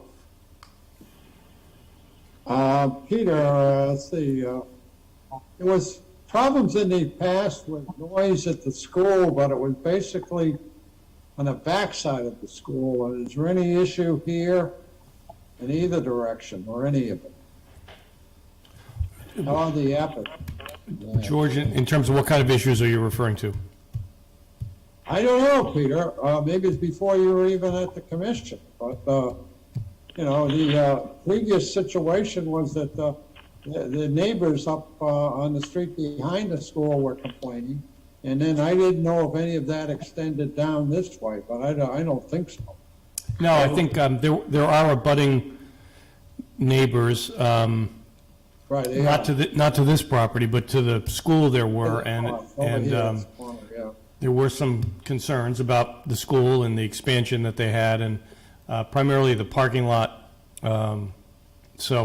But this site, as you could see from the presentation, you know, has conservation easement, some vacant lots, and they're not. It's not an apples to apples comparison. I would agree with that. So the other thing I'd like to point, I know, because I did the prior application, I think one of the issues dealt with mechanical units, and as John Wilcox had mentioned, we try to be mindful to noise that mechanical units, HVAC units out. It was mentioned those mechanical units are up on the roof, but they're in a recessed area of the roof, so the top of those are 4 feet below, and that was done for sound purposes. So you're alleviating that effect, right? Correct. We took into consideration as part of this design. To alleviate. Good, I appreciate that thought and that effort. Peter's design review been looked at this yet? Yes, they did. A couple of weeks back, they reviewed it. There were a couple of recommendations that they attached. It's in my memo, but I'll just quickly summarize. That was back on May 5th. They did review and approve it. They want the signage package to be reviewed one more time by them, and then they want some of the roofing material samples to be provided to our office for a look-see. Those are the 2 conditions. Good. Okay. Anyone else have any? Hey, Peter, why do they want to look at the roof? Peter, this is David Drake. Why do they want to look at the roofing samples? I mean, this building's beautiful. I can't imagine what you'd want different. I can't speak for the design review, but they are the design review commission, so they maybe it wasn't clear what, you know, the exact materials were, or it was still being. I wasn't at that meeting. Maybe at that point the details had not been fleshed out yet. So I don't think they had any concerns. They just wanted to make sure they saw those. I was at the meeting, and I, believe me, I am extremely interested in the aesthetics of the building. As you can see, I work very closely with the architect, and we had a vision. And the design review committee asked an excellent question. What do these tiles look like? Because we don't want this building to look like a Howard Johnson's or a Taco Bell, you see? They were more interested in having something looking a little more authentic, more antique, more elegant, if you will. And we were able to assure them that this material, this Brava material, because they can fabricate it in all sorts of colors and variations in the colors, it's very beautiful. It's a new material. It's a very lightweight material, much easier to work with than terracotta tile. And let us say to see it is to believe it. So we are very happy to provide samples. And they were curious, I think, after our presentation. They wanted to see what these things actually look like. So we have these wonderful samples, and we're very happy to show you what they look like. Thank you. Thank you. I would just point out that the comment came from Mr. Boxstall, who's of course an architect. And his comment reflected from the difference between what we've presented here on the materials board and the rendering. You'll see that this has a lot more modeling to it, different variety of color. And the rendering is a little bit flat. That's, you know, a difficulty sometimes in getting renderings correctly and having them show the right way. But that was his big concern, that there was going to be some variation in the color and the variety of the roof. Yes, box steel is probably at state level seen more materials presented to him and what the end results were than I care to think about. So that's why he worries about what the reality is. Or he wanted to see what it was so he could use it somewhere else. Yeah, right. It's pretty nice, I'll tell you. I look at this building, I can imagine 1 million buildings going in here, and this is probably as nice as you could get, to tell you the truth. It's quite nice. Thank Yes, it is. I thank like you it. very much. Thank you for saying that. We're very proud of it. Does anyone else have any questions for any of the applicant representatives?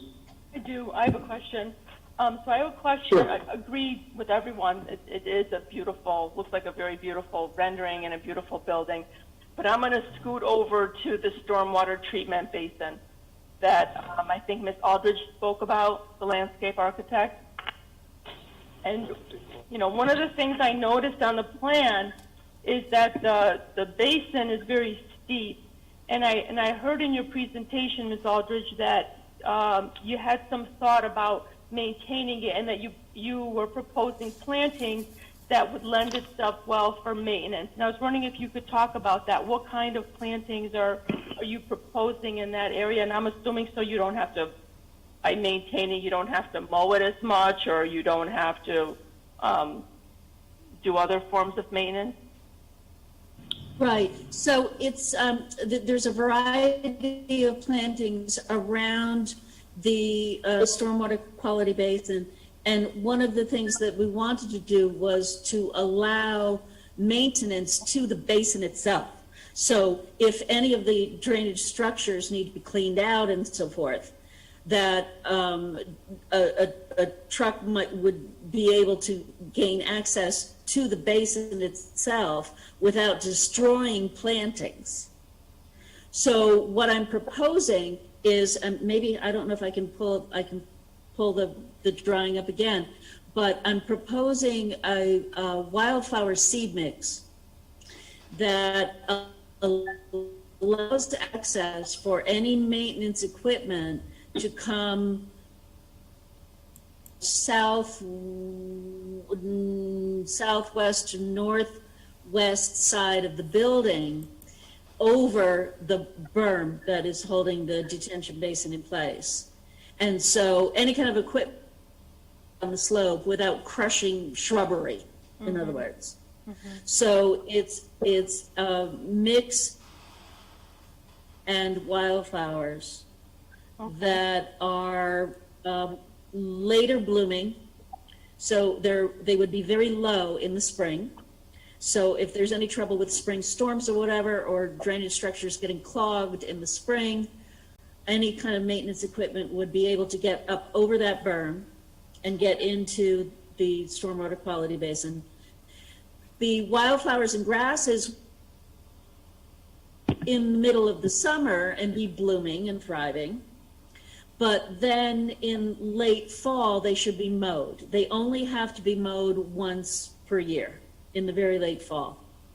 Right. And so that would allow maintenance vehicles to come in again if they needed to, into the detention basin and clean out any structures. So there's basically opportunity twice a year for that basin to be safely maintained. If any of the structures, need cleaning out or whatever, without destroying any that wildflower mix in that area. Okay, thank you. But other than that, around the basin itself, all of the plantings around the basin itself are very low maintenance. Okay. And if I can add on to that, about maintenance of the basin. Nowadays, with all the BDPs we have in place, we tend not to have to bring larger pieces of equipment, like as we had to in the old days when we were using sands and other type of winter protection on parking lots where we'd have to go out and shovel them out of 4 bays, using different kinds of ice applications now. We don't get a lot of sediment into the basin. I'll note that all the catch basins within the parking lot, they're actually designed as deep sump catch basins rather than having a 2-foot sump, they have a 4-foot sump. They are hooded outlets, so if you do get floatables on the parking lot or grease or oils from the car, they all float on the surface and they cannot get into the system. Maintenance to this basin it would typically consist of landscape maintenance, going in and cleaning up in the fall, leaves and dead vegetation, in addition to... Doesn't need it. Doesn't need it. It doesn't need it. Low maintenance, Nah. but it's very minimal. Low maintenance. What I'm getting at is it's low maintenance, and a typical maintenance would be a landscape contractor going in with a wheelbarrow. It's not a large piece of equipment that needs to go in here, and they would go right along the back of the building through the lawn area. They're not going to need to bring bobcats and excavators in here. That's the only point I'm trying to make. That's low maintenance. At this Oh, point. that's great. It sounds like it was really well thought out, because so often things get designed and then they can't access it or you can't maintain it, so then it won't function the way it's designed. So it's good to hear that both of you have put some thought into it. Thank you. All right. Anyone else have any questions for the applicant?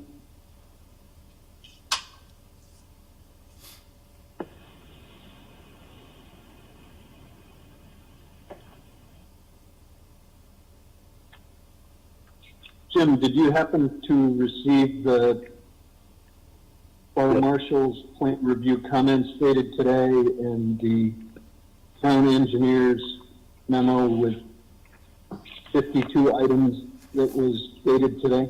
Yes, so I received the fire marshal's comment this morning. I received the town engineer's comment early this afternoon. Unfortunately, there is an extensive amount of comments, and really, I went through them. I'll say that although it seems extensive, I don't think there's anything in here that's insurmountable. There's a couple things that are going to take me a little bit of time, such as, I would say the biggest things are, when we originally did the survey for this property, we were working on a vertical datum of 1929 and a horizontal datum of 23. I know with your GIS system now that you prefer to have it on 88 vertical and 83 horizontal. So there's a request that we update the elevations and the locations on the coordinates on the plan to those datums so you can incorporate it into your GIS. Takes a little bit of survey work in the field. I was trying to reutilize the survey that was originally prepared with the original application, but it's nothing that's insurmountable. There's some comments on the drainage, did some minor corrections and additional details, but again, nothing that's insurmountable here at all. I reviewed them, I am comfortable with them, and I can work with the town engineer to get them addressed. I did receive the fire marshal's comments.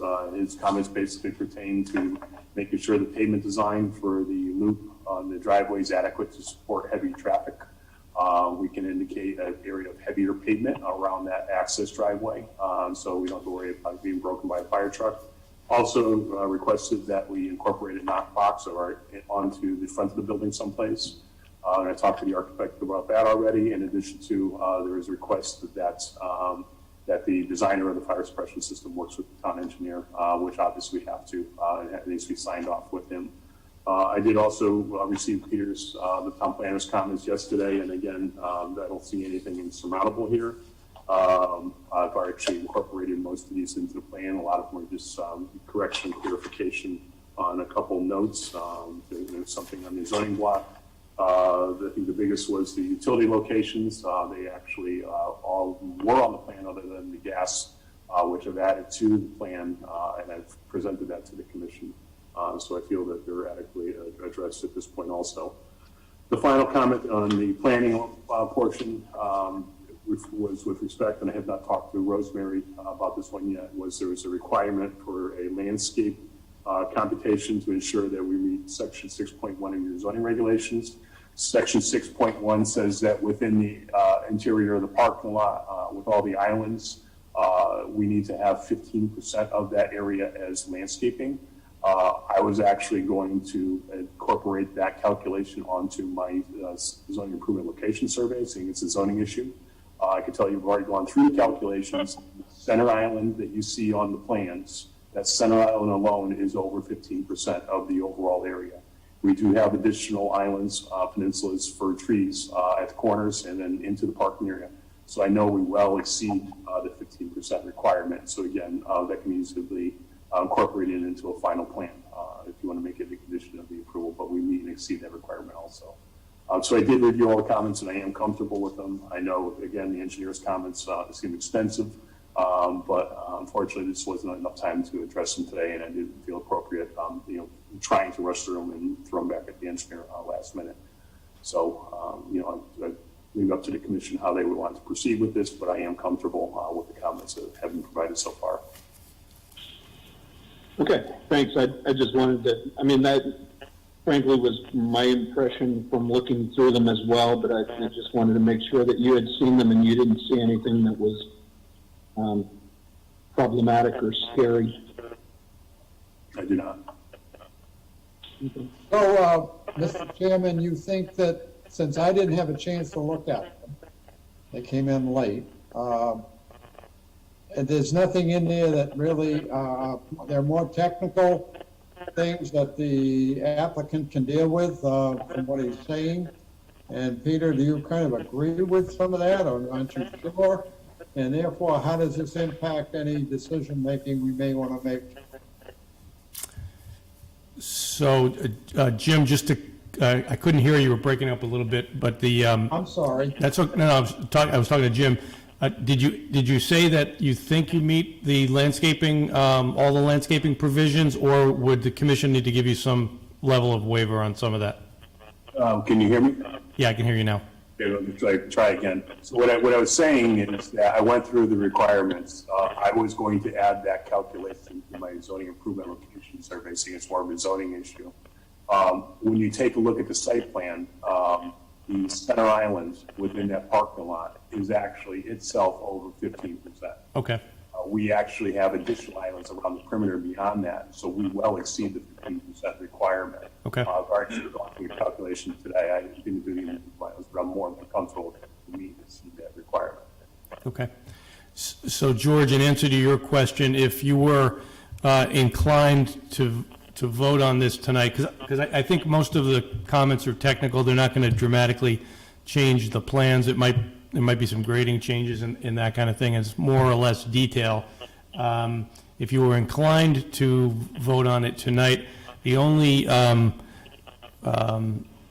add-on condition other than the memos from town staff is that there's a buffer area required between this zone and the abutting residential zone.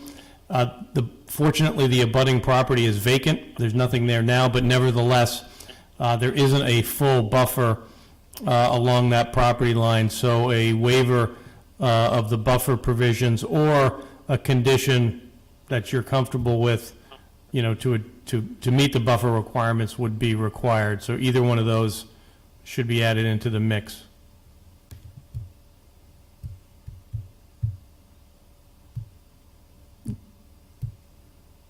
Did you freeze up, George? I know. Okay, Why? there you are. What do you want me to say? Oh, I thought the screen locked up there for a I like to hear minute. what you're saying, basically. Okay. And I think we can I would think with that, we could probably go ahead and approve with the condition that the town staff agree to all this, right? Sort of, to the conditions necessary, the changes necessary, as mentioned by the town engineer and who else? The Fire marshal, fire marshal, yeah. and don't forget the town planner. Oh, yeah, you're involved, Yes. yeah. Never forget the town planner. I try not to. George, it was just National Planning Week, so you can't really, you can't miss That's the planner. true. So. You got a line of them. Right. Yes, you're correct. Wow, didn't get my cards out. Right, You don't have a sign out in your front lawn? sorry. All right. Does anyone have any additional questions or comments for the applicant? This is not a public hearing. Is there anything that you have questions about? I think as was mentioned, we got the staff comments today. There are a list of, a long list of them, but they're all more show this, show that, rather than redraw this or redraw that.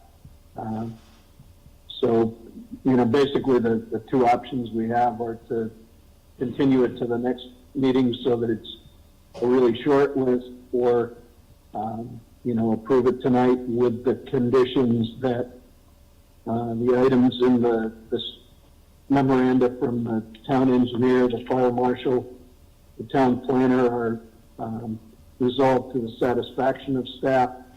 Waiver of the 15-foot buffer requirement on the north side of the property, and a waiver of the height limitation for the clock tower. That would be what we would be looking at if you wanted to approve it tonight. Leave it to. This is David Drake. I'd have no problem approving it tonight with those conditions. Okay. I don't know about the rest of you guys, but I think looks pretty good. Just technical issues at this point. Why have them come back? How anxious is the applicant ready to move on this project? Please, would they answer that? We are ready today. We are ready right now. I need that space. I have to promise my employees that better times are coming, that we have a new building that we will be hopefully occupying by the end of the year, because we don't even have 1 inch of extra space right now, and we're growing. You're coming out of the COVID, and this is your way of helping your employees and the company, right? Well, fortunately, we were not really much impacted. People are using skincare products, COVID or no COVID. Let me tell you that. Okay, thank you. Mr. I don't think. Yes, Tom. Just a quick question back to the applicant, and because their only real neighbor is the Creek Sound Bridge facility, have they presented their plans or had discussions with Creek staff or officials relative to their project, and what has been the result of such discussions, if they have taken place? Good, John.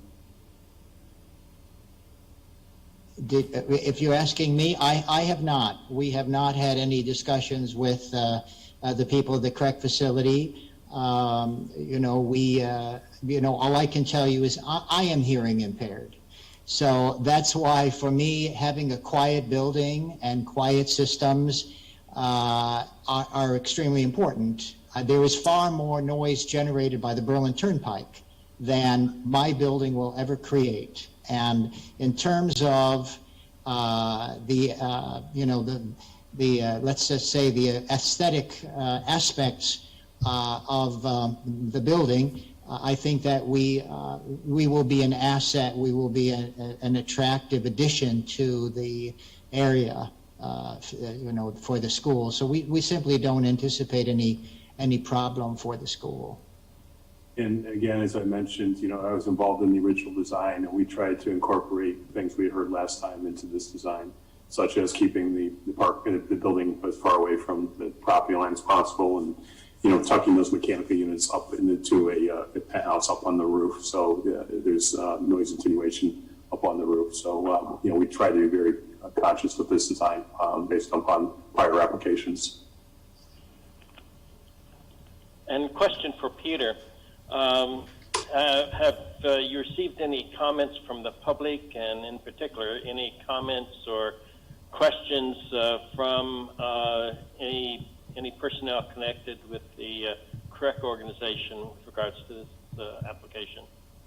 Answer to your question is no in both cases, the general public or the CREC folks. Okay. Thank you. Mr. Chairman, at this point, yes. I'm going to indicate that I feel the need to abstain from any voting on this application, since I was the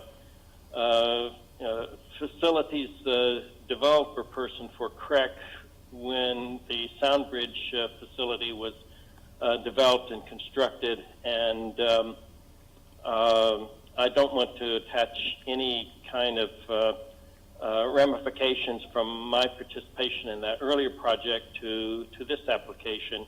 I would like to make just a couple of comments, if I may, with regards to this application. If I don't hear any objections, I'll proceed. Nope.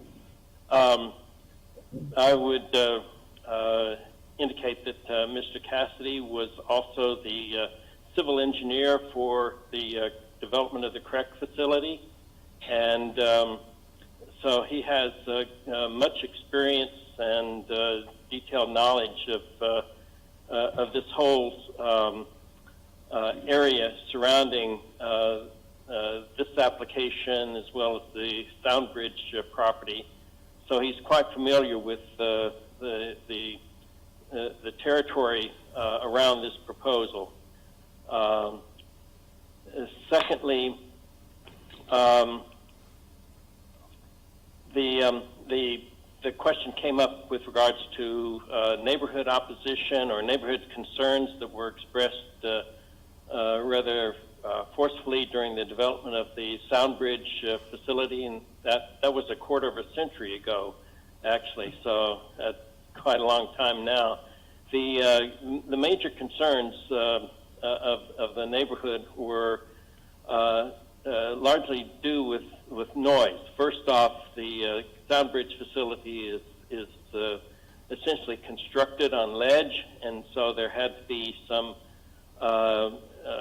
removal of some of the ledge stone to make sure that the Soundbridge facility would have a proper foundation when it was constructed. And so there was some noise issues attached to the removal of the ledge that was necessitated to construct the Soundbridge facility at that point in time. And then the second noise concern that the neighborhood had was the HVAC system that was originally going to be rooftop mounted as a consequence of the neighborhood concerns, and as well as the concerns on the part of CREC staff with regards to noise generation.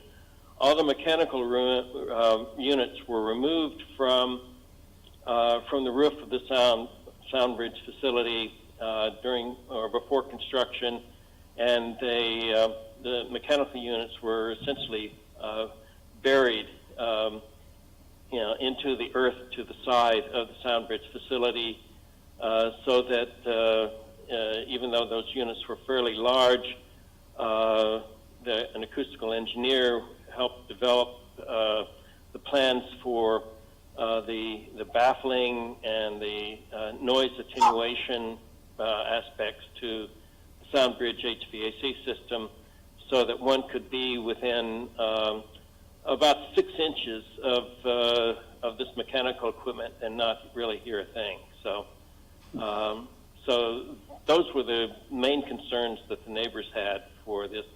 I was glad to see on this proposal that the applicant here has also been concerned with and sensitive to issues of sound attenuation, because that's very crucial with people, with children in particular, who have hearing impairments. And finally, I would note that from an architectural aesthetic aspect, without commenting on the cupola of this proposed building, the Soundbridge facility originally was going to have a dome attached to it, or as a part of its structure, and that unfortunately, even though it had that dome proposal or aspect of the original CREC building had an educational purpose to it, CREC encountered some opposition from the State Department of Education, and particularly from, I think, influenced by the governor's office at that time, John Rowland, who had a number of disputes with CREC at that point in time.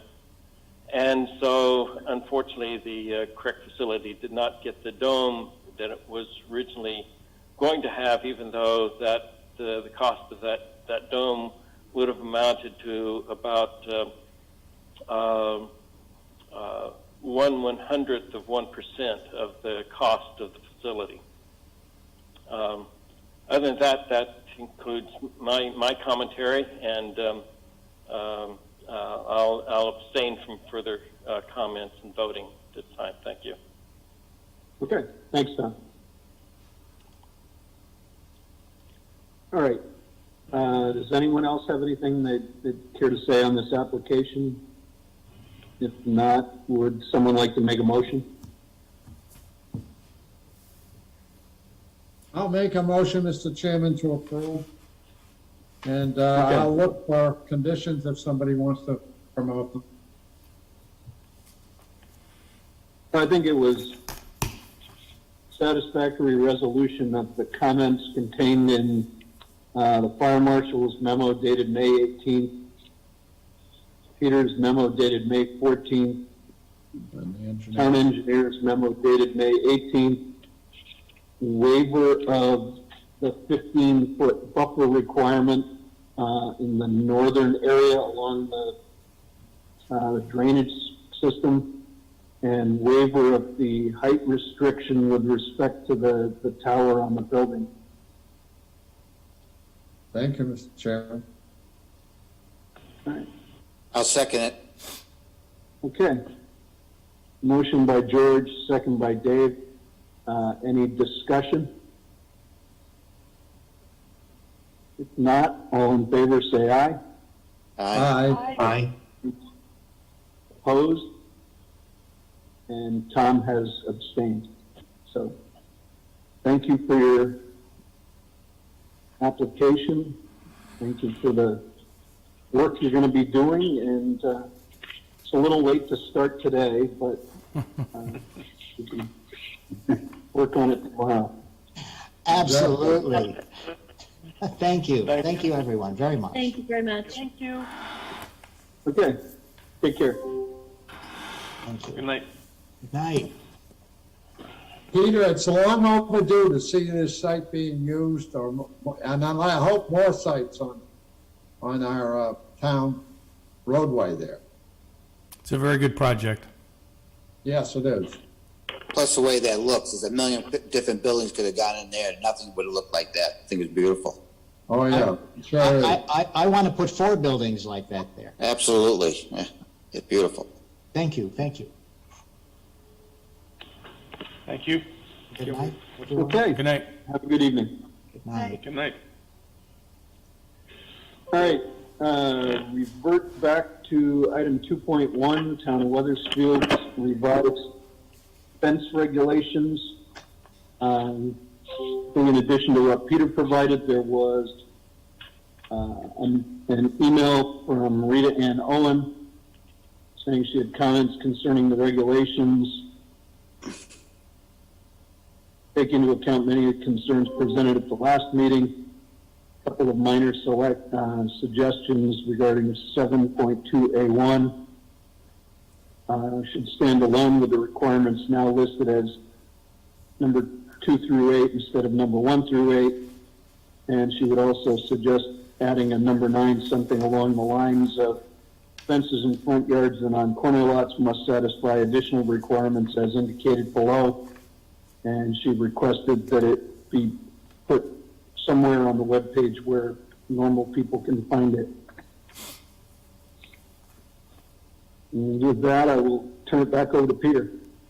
So thank you, Chairman. Just once again, for the record, you did receive in your packet a memorandum dated May 13th on this subject and a revised set of regulations that were highlighted in red and highlighted in yellow. Looked like a hot dog, you know, with both ketchup and mayonnaise on it. So sorry for that. But so I did make some changes based on public comments, based on staff comments, and based on comments from the Planning and Zoning Commission members.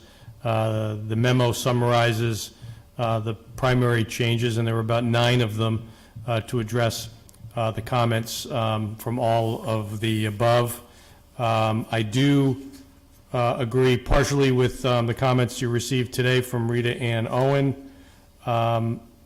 So just to sort of speed things up, if everyone's okay, obviously, please jump in here, but I would probably, in addition to the changes attached to the May 13th memorandum, there's some language tweaks that I would probably also be happy to add in, which would make this a much better product. Somewhere along the lines, this provision regulated fences and walls. So the term walls is missing in a couple of different places here, so I would want that added back in throughout the regulations.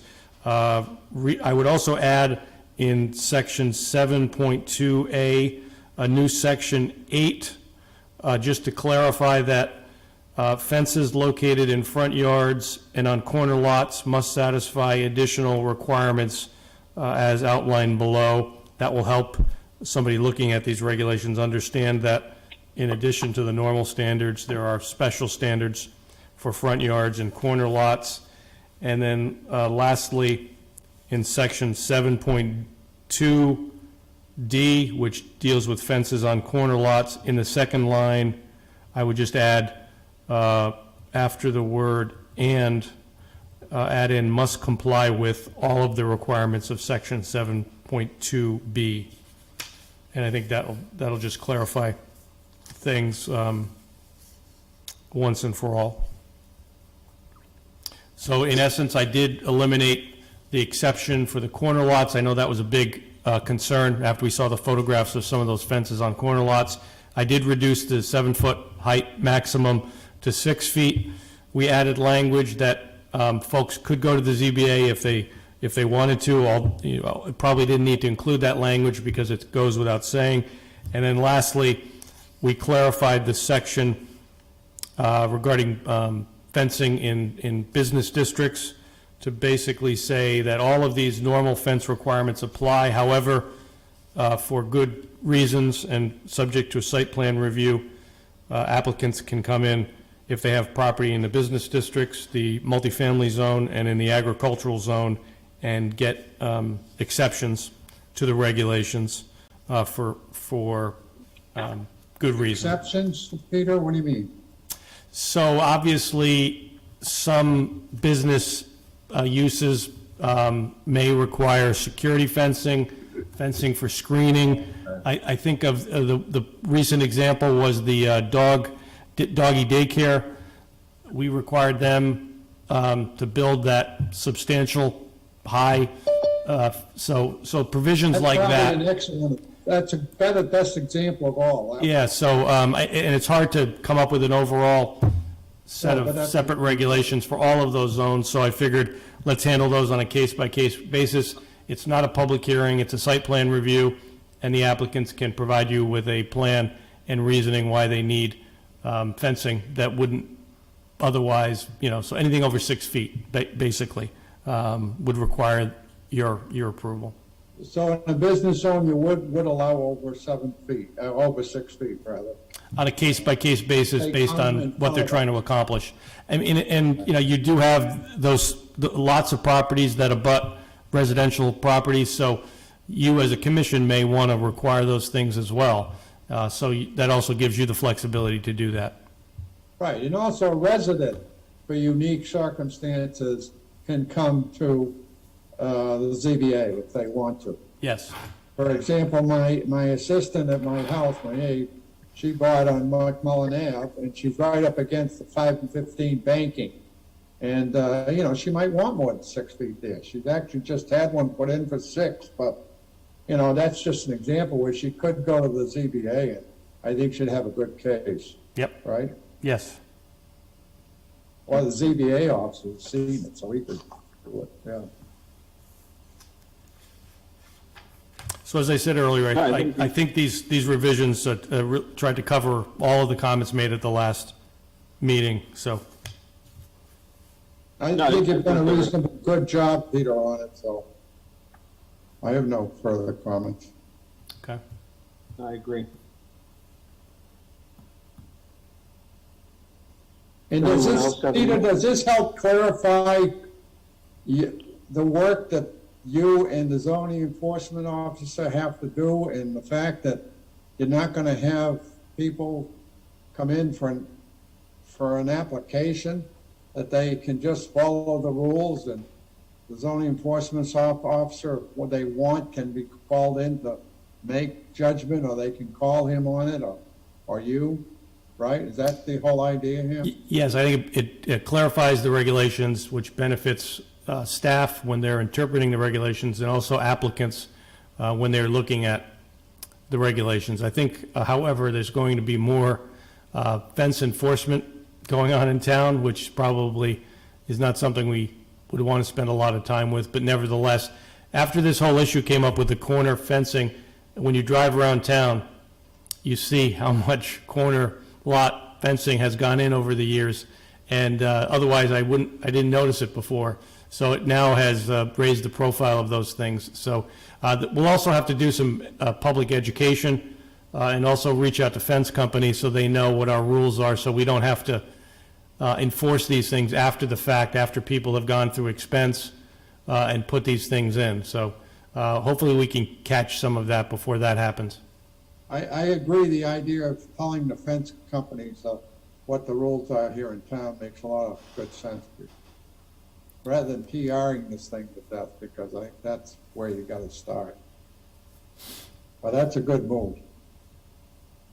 And you feel a lot better with this, don't you? Yes, it was very unclear, and it gave the zoning officer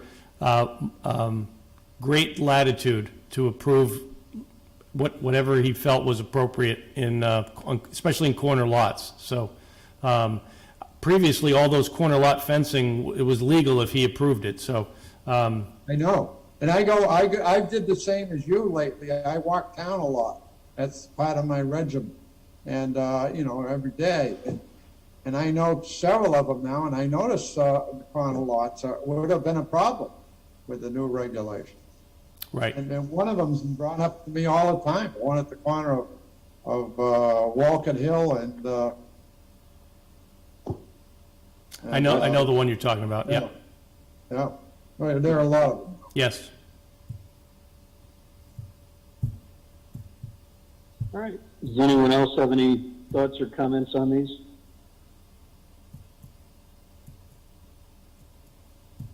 If not, someone is there anybody in the public that wants to comment on these on this application? Let's see anyone. All right, is there a motion to close the hearing? Motion made, Mr. Chairman, by George. Second by Dave. Okay. Motion to close the hearing by George, second by Dave. All in favor, say aye. Aye. Aye. Opposed? Abstentions? Okay. Someone want to make a motion to approve the application as amended? Mr. Chairman, I'll make the motion. I move that we approve application 2070-21-2, dealing with fence regulations for the town of Wethersfield, to approve them as submitted with the addition of the further changes as recommended this evening by the town planner. Second, Okay. George.